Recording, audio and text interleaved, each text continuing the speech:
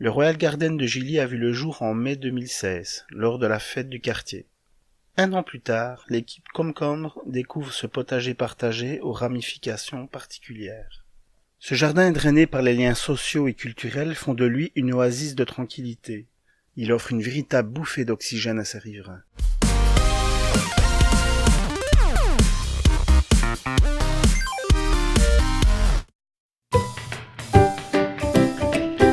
C'est d'abord attirer les gens du quartier pour pouvoir se cotiser, avoir des contacts, pouvoir développer le côté social.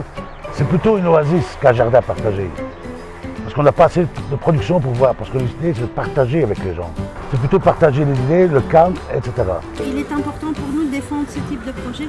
Ça rentre dans le cadre des missions des maisons médicales, donc la santé communautaire. Les gens sont moins dans l'anonymat, se rencontrent, font des échanges.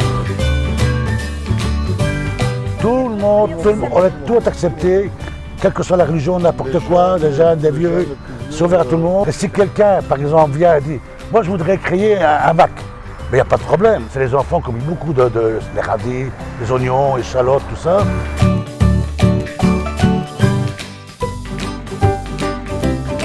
Mais on travaille avec une méthode ancienne.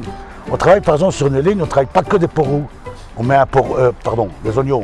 On met un oignon, une échalote, un ail. On ne tue pas qu'un truc comme militaire, c'est-à-dire on le trait. Parce que tous les bulbes correspondent aux bactéries des autres. Avec des échalotes et tout ça, plus des carottes, c'est des bactéries qui se développent entre elles. Nous, ici, on fait du compost.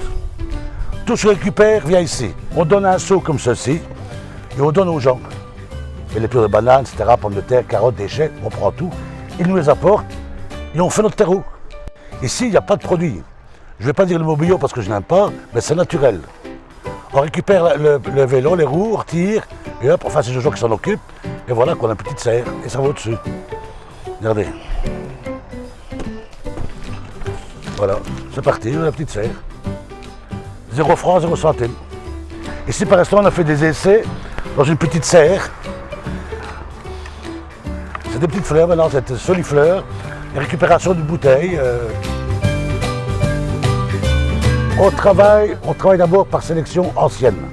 Ici, par exemple, on a mis des tomates anciennes, des mauves, etc. Des topinambours, on a mis également. On cherche, ce sont des vieux radis d'une vieille collection. Ce sont des radis de couleur, rouge, noir, de vieilles variétés, quoi. On cherche que des vieilles variétés pour faire connaître aux gens que ça existe. Terminer, par exemple, des pommes de terre au sol. Donc sans bêcher, par exemple. On dépose sur un gazon avec un carton et on monte avec des déchets d'herbe, tout ça, et on monte une butte.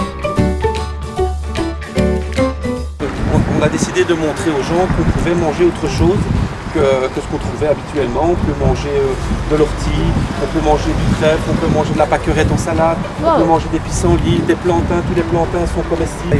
Ça c'est connu, mais beaucoup antibactériens, curcuma, anti-inflammatoires, toutes ces choses-là apportent vraiment un bien-être pour la santé. Un hommage un peu aux anciens maraîchers qui travaillent dans les rues. Les gens qui ont trop de légumes chez eux, au lieu de les jeter, ils venaient les déposer et en prendre d'autres. On va mettre des haricots grimpants. Donc on a tout ce qu'il faut pour grimper, avec des pois de senteur. Alors tout ceci va être un mur comestible végétal. Des ateliers qui sont mis en place, des activités festives. Ici on va faire une animation sur les pommes de terre au sol, construction de tour à fraises, et Olivier avait fait la tour de la soupe vitaminée. C'est vraiment la solidarité. Petit à petit, je pense qu'un noyau de personnes qui se sentent vraiment pris dans le projet, vraiment qui est convaincu, c'est un projet où la citoyenneté et le lien social est important.